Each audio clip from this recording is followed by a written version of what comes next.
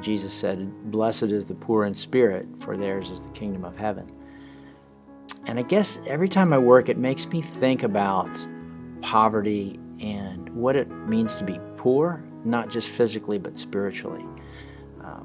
Any of us who've been to Haiti or the Dominican Republic or even parts of the United States, we've seen poor people and we've seen poverty, and frequently it's kind of a faceless image to us, and we can become somewhat callous. But as I think about the patients that I see at the clinic, it just breaks my heart because they are desperate. They are so often desperate.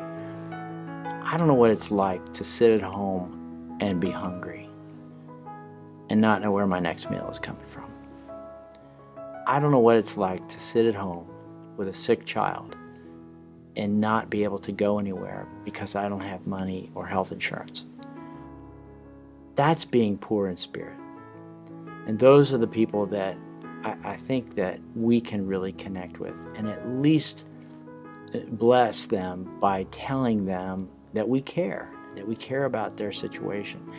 And we may not be able to solve all their problems, but we can at least help them with their healthcare issue.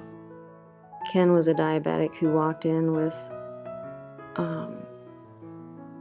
awful looking feet. He had not had any shoes, so he had kind of made his own shoes, and in the process had made his own big ulcers on the bottom of his feet.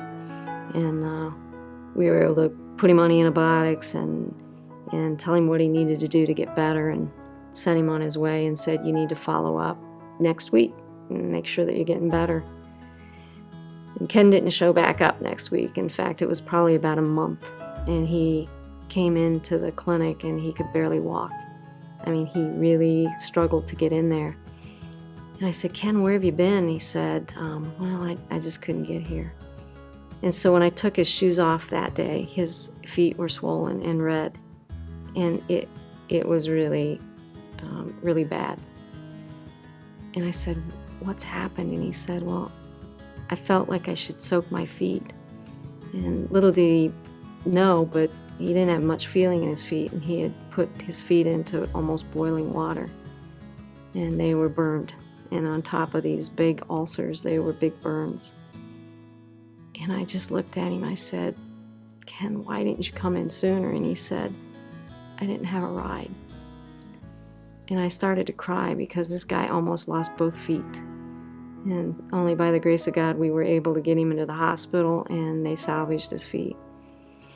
And I walked away that night and I thought, oh my gosh, this is just an example of people having needs that aren't getting met in this community.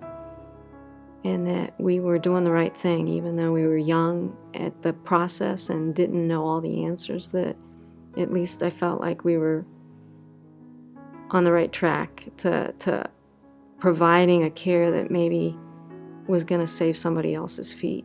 And it just also threw me back to the reminder of Christ calling us to be his hands and feet, and to be able to be the hands and feet to save somebody's feet just kind of struck me as why we were there.